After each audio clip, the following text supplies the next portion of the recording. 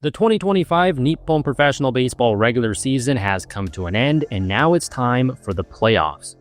In the Central League, the Hanshin Tigers won the pennant and await the winner of the Yomiuri Giants and Yokohama DeNA BayStars.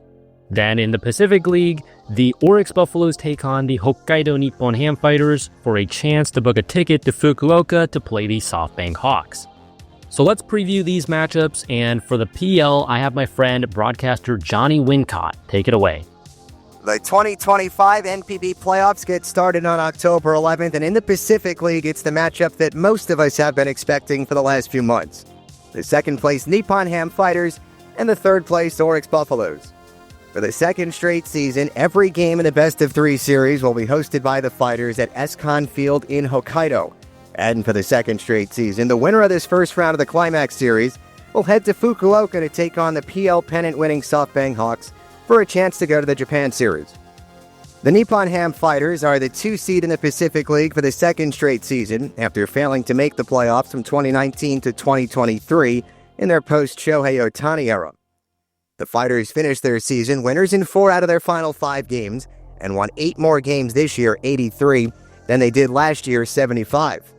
Under the guidance of the former major leaguer and elite entertainer Tsuyoshi Shinjo, the Fighters for much of the season were the PL's top dogs. They finished the first half of the regular season atop the standings and sent 8 players to the Midsummer Classics. The Fighters in no way lost first place during the second half of the regular season, more so had it taken away from them by the nearly automatic SoftBank Hawks. The Orix Buffaloes, meanwhile, back in the PL postseason for the 4th time in the last 5 years after missing out on the fun last season. In fact, last year's 5th-place finish and playoff miss ended a stretch of 3 consecutive PL pennants for the Buffaloes. The Buffaloes, home-based in Osaka, are led by first-year manager and former pitching coach Mamoru Kishida. His tenure got off to a great start as Orix finished April with 15 wins, then sent 11 players to the All-Star games. The 15 April wins and the 11 All-Stars were Pacific League bests. Orix would maintain 3rd place through most of the second half of the regular season, with a brief and traditional September scare from the Rakuten Golden Eagles. Before we take a deep dive into the rosters, we remind you these two teams met 25 times in the NPB's regular season. It was a dead-even split.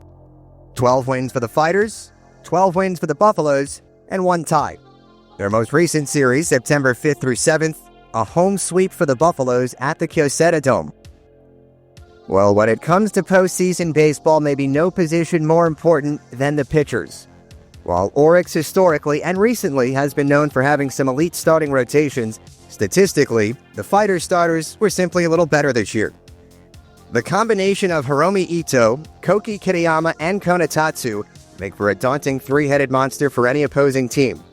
But it may not be as simple as trotting those 3 elite arms out there in the first round, as Tsuyoshi Shinjo very well may attempt to rest one of those aces to save them for the second round of the playoffs, where SoftBank will start with a 1-0 advantage. Hiromi Ito finished with a league-best 14 wins and a league-high 189 strikeouts. Kitayama's 1.63 ERA, second best amongst PL starters, only to Livan Moinello. And then there's Konatatsu. 8 wins, 2 losses. An ERA just above 2, he very well may be the Pacific League's Rookie of the Year. Should the big boss rest Ito or maybe Kitayama, look to Ren Fukushima to potentially kickstart a bullpen game in the opening rounds. The Orix starters, nothing to scoff at either. Hiroya Miyagi, Shunpeita Yamashita, and Alan Kurri make up an elite combination of stuff that has continued to flummox hitters for much of the season. There's a good chance it will be those 3 guys, maybe not in that particular order, to start the first-round playoff series if all 3 games are necessary. Anderson Espinosa has battled some injuries late in the season. Ryuhei Sotani and Daiki Tajima just a little less consistent than the trio of Miyagi, Yamashita, and Kurri. The Southpaw Miyagi finished his campaign 7-3, a 2.37 earned run average, 162 strikeouts. The 23-year-old Yamashita continues to be one of the most intriguing stories in the NPB. The 2023 PL Rookie of the Year, elite talent, big frame, often compared to Shohei Ohtani, but has dealt with some major lower back issues the last 2 seasons. Yamashita's 3 NPB starts this season were all in September. His most recent one, a 7-inning, 3-hit, 11-strikeout victory against Rakuten. Alan Kurri is a seasoned vet, but he'll be a Pacific League playoff rookie. The The former Carp wrapped up his first regular season as a Buffalo in style. A complete game shutout of the Eagles on September the 29th, his 11th win of the season, his second most victories in his 12-year career. Briefly touching on the bullpens, both teams with an arsenal of capable arms back there, especially in the late innings. The Fighters have Seiji Tanaka. 25 of his 49 appearances have been saves or holds. He's complemented nicely by Taisei Yanagawa and his 1.02 ERA. The Buffaloes, meanwhile, lean on their closer, the former Major Leaguer Andres Machado. His 28 saves, third best in the PL. His main setup man on most nights, another former Major Leaguer in Luis Perdomo. The former San Diego Padre has racked up 33 holds in 50 appearances this year, but has been vulnerable at times with an ERA at 3.17. Offensively, both rosters are marred with NPB All-Stars and oozing with talent. The Fighters were league leaders in power stats like home runs, RBIs, and strikeouts, while Orix led the league in hits with more than 1,200 of them and finished the regular season with a .255 team average, second only to SoftBank. When it comes to potential game changers or difference makers in the series, look no further than the likely PL MVP, former Major Leaguer Franmil Reyes. He led the league with 32 home runs and did it hitting .277, the seventh best clip in the league. Reyes' 90 RBIs not only paced the Pacific League, it was 25 more than the next best player, his teammate Kotaro Kiyomiya. Kiyomiya also finds himself top 10 in batting at .271, while right fielder and Gold Glover Chusei Minami checks in at fourth with 20 home runs. This is a Fighters lineup that on most nights also includes All-Star catcher Yua Tamiya, All-Star outfielder Yuki Nomura, and All-Star shortstop Tatsumi Mizuno. Shun Mizutani, also a key outfielder for Nipponham, he missed out on the All-Star game by 9 votes. While the Fighters have 2 top 10 hitters based on average, the Buffaloes have 2 top 5 hitters. Both Ryo Ota and Keita Nakagawa hit .284, tied for 4th best in the Pacific League. Orix, though, will be without one of its top dogs in Ryoma Nishikawa, who broke a bone in his leg in mid-September. At the time of the injury, Nishikawa was the leading PL average man at .310. He is expected to miss the entirety of the playoffs. Even without Nishikawa, Orix's lineup could contain upwards of 7 All-Star hitters at any time. Already made mention of Ota and Nakagawa. How about Yuma Tangu, the 2023 PL batting champ, Tomoya Mori, the 2019 PL MVP, who's only played 50 games this year, but is expected to be available come playoff time.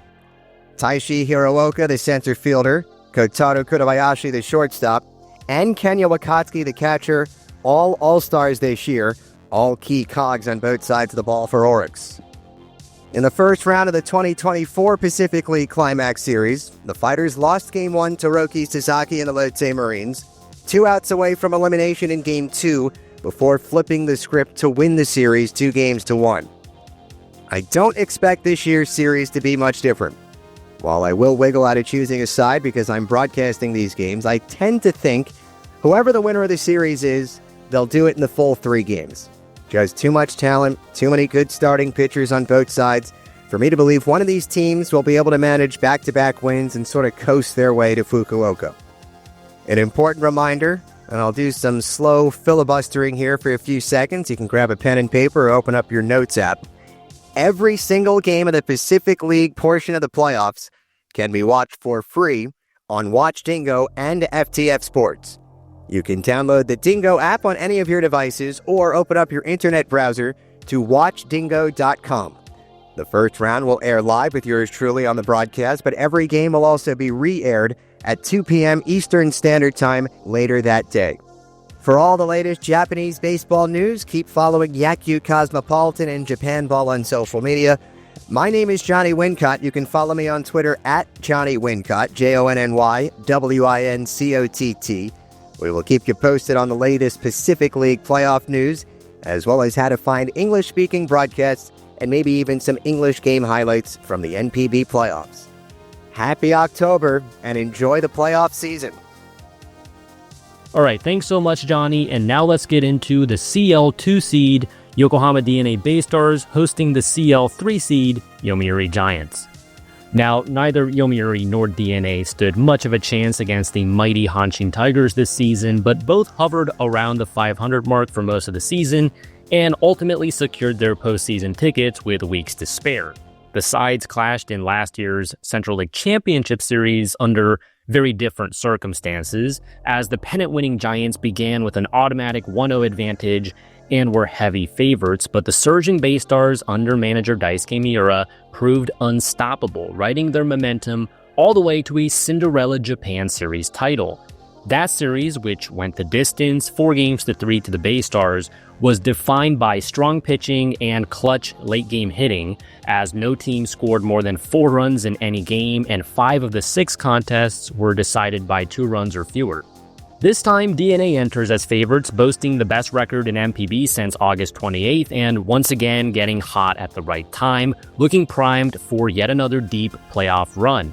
One thing working in Yomiuri's favor, though, is their strong performance during the head-to-head season series, which they won comfortably at 15-9-1, though they did drop 4 of their final 5 games against each other and have a very poor record overall on the road. Now, when we look at these 2 starting rotations, it's night and day. The BayStars have so much stability here, with workhorse ace Katsuki Azuma in Game 1, Andre Jackson in Game 2, and Anthony Kay in Game 3, who just set a 64-year franchise record for lowest ERA.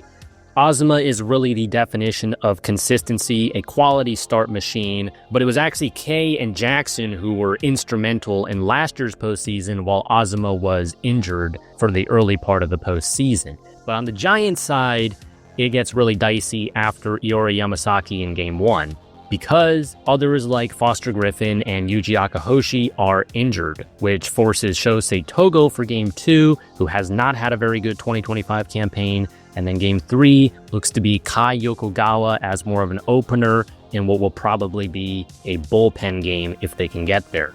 Yuri Yamasaki will give the Giants a chance in Game 1. He's had a career year, boasting one of the best ground ball rates in NPB, but Togo has just not been able to find his form all year, and Yokogawa is more of a swingman that occasionally gets a spot start for 3 or 4 innings. So while the Giants struggle to scrape together a rotation for this series, the BayStars have an abundance because there are others like Yutaro Ishida, Kentaro Taira, and rookie Yu Takeda, who have all thrown the ball very well over the past month and remain in the mix to be in the rotation later in the postseason. Where Yomiuri can compete, though, is in the bullpen. Cuban, Rydell Martinez, and Sidewinder Taisei form arguably the best 1-2 punch in the country, combining for almost 50 saves and 50 holds.